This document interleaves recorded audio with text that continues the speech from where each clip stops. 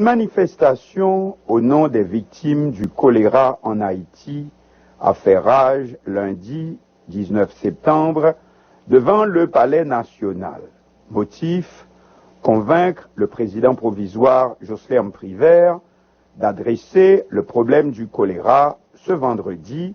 lors de son message devant l'Assemblée générale de l'ONU à New York, où il se trouve en ce moment. Cependant, quelqu'un qui semble avoir reçu tout de suite le message, c'est le secrétaire général de l'ONU. Dans son discours à l'ouverture de l'Assemblée générale, Ban Ki-moon a exprimé, nous citons, ses profonds regrets et sa peine devant les souffrances causées par le choléra aux Haïtiens. Poursuivant en français, le numéro 1 de l'ONU a dit: le temps est venu pour une nouvelle approche pour alléger le fardeau des victimes et améliorer leur vie. C'est une responsabilité morale et ferme à laquelle nous nous engageons. C'est la première fois, souligne le quotidien de Miami Herald, depuis l'éclatement de l'épidémie du choléra en Haïti en octobre 2010, la première fois que Ban Ki-moon, qui est à 4 mois de la fin de son mandat de 10 ans comme chef de la plus puissante organisation internationale, mentionne cette terrible épidémie dans son discours devant l'Assemblée générale et surtout accepte la responsabilité des Nations unies dans son éclatement en Haïti, Haïti qui de toute son histoire n'avait jamais été frappée par le terrible mal. De son apparition en octobre 2010 à date, le choléra a tué en Haïti 9 393 personnes et infecté 790 840. L'ONU n'a pas accepté cette responsabilité de gaieté de cœur. Pendant 5 ans, l'organisation a nié toute implication, cela malgré des recherches par les plus grands experts dans le domaine français et américain, établissant que l'épidémie est arrivée dans les bagages de Casques Bleus onusiens, une mission de maintien de la paix en Haïti depuis 2004 sous l'appellation de Mission des Nations Unies pour la stabilisation en Haïti, ou MINUSTA, plus précisément le camp des soldats népalais déversant ses chiottes directement dans une rivière qui se jette dans le plus grand cours d'eau du pays, le fleuve Artibonite. D'autre part, il a fallu aussi une grande pression de la société civile nationale et internationale. En Haïti et dans la diaspora haïtienne, une campagne sans intermittence. Il faut saluer tout spécialement le BAI, Bureau des avocats internationaux, basé à Boston, Massachusetts, et ses filiales à Port-au-Prince et à New York, qui ont maintenu sans arrêt la mobilisation des consciences autour du dossier,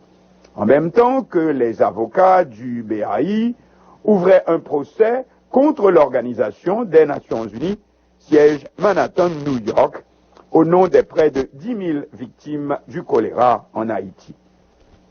Même si les États-Unis ont assuré la défense de l'organisation internationale sur la base de l'immunité diplomatique de l'ONU, qui la met à l'abri de toute poursuite judiciaire, pour conclure que la poursuite est sans objectif, mais elle n'est pas sans objet, personne ne pouvant faire disparaître, si l'on peut dire, le corps du délit, plus de 9 000 morts et près de 800 000 victimes, outre leurs parents, laissés dans beaucoup de cas sans aucun secours. Aussi, plus récemment, le porte-parole du bureau du secrétaire général annonçait que celui-ci reconnaissait la responsabilité morale des Nations Unies dans le commencement de l'épidémie et la responsabilité aussi d'aider Haïti à freiner le terrible mal. De leur côté, les avocats des victimes insistent pour non seulement des excuses publiques, mais aussi des compensations pour les victimes ou leurs familles. Dans son intervention, mardi, le secrétaire général a parlé également d'un plan actuellement en application pour, nous citons, les Haïtiens qui ont été directement affectés. Et il a dit qu'il espère que les États-Unis y apporteront leur support. Ban Ki-moon devait en entretenir le président Barack Obama, également à New York, le mardi 20 septembre pour la 71e Assemblée générale de l'ONU. En même temps, une manifestation se déroulait à Port-au-Prince devant le siège de la présidence lundi, puis mardi devant la base de la mission de la paix onusienne en Haïti. À l'actif des membres du Bureau des avocats internationaux et de son allié, l'Institut pour la justice et la démocratie en Haïti,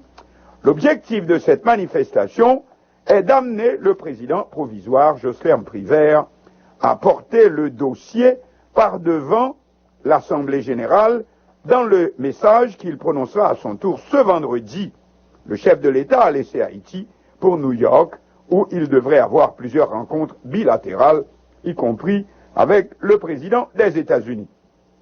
À ce niveau, tout en félicitant les groupes de la société civile qui ont maintenu le dossier toujours actif, vivant, et qui ont lutté du bec et des ongles pour ne pas laisser les officiels politiques haïtiens accepter de conclure n'importe quel marché sur le dos des victimes, le moment est venu aussi pour ces organisations, tout comme l'a compris l'ONU, de faire le point pour avancer à tête reposée vers des conclusions, disons, plus utiles. Premièrement, laisser le président de la République adresser le problème devant le plus important forum international sans sembler vouloir intimider le pouvoir, bien entendu, après l'avoir bien instruit des subtilités de la question. De notre côté, c'est au pouvoir politique actuel et à son représentant principal, le président de la République, de prendre réellement ses responsabilités. Jusqu'ici, les responsables haïtiens, chefs de l'État et ministres, ont toujours semblé vacillants, hésitants, comme quoi le choléra, comme dit le créole, est un plat chaud qu'on commence à manger en l'attaquant par le rebord. Eh bien, aujourd'hui, tout le monde a pris position, y compris les Nations Unies. Eh bien, ne reste que l'État haïtien pour fixer en effet ses responsabilités, comme le réclament les manifestants de Port-au-Prince, ainsi que de la United Nations Plaza à New York, où nos compatriotes de la diaspora sont également venus donner de la voix, prêtant aussi leur concours cette semaine dans cette lutte. Mais pour représenter vraiment toute la communauté haïtienne, le pouvoir haïtien ne peut pas parler d'une seule voix, seulement la sienne, mais a besoin de faire cause commune avec les organisations de la société civile et toutes les institutions nationales et étrangères qui se sont dévouées jusqu'ici afin que justice soit rendue aux victimes du choléra en Haïti et pour un réel effort en vue d'éradiquer l'épidémie. J'écoute Mélodie FM.